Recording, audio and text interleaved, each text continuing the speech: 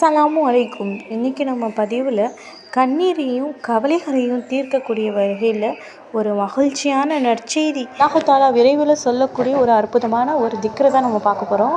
மகிழ்ச்சியை வாரி வழங்கக்கூடிய இந்த அற்புதமான ஒரு திக்ரையாக இருக்கும்.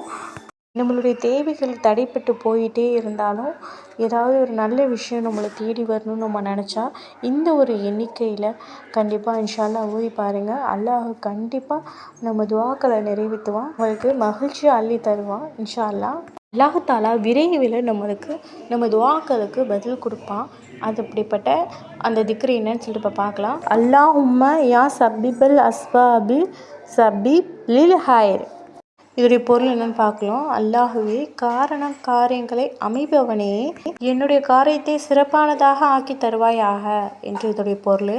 எவ்வளோ சிறப்பான வார்த்தை பார்த்தீங்களா?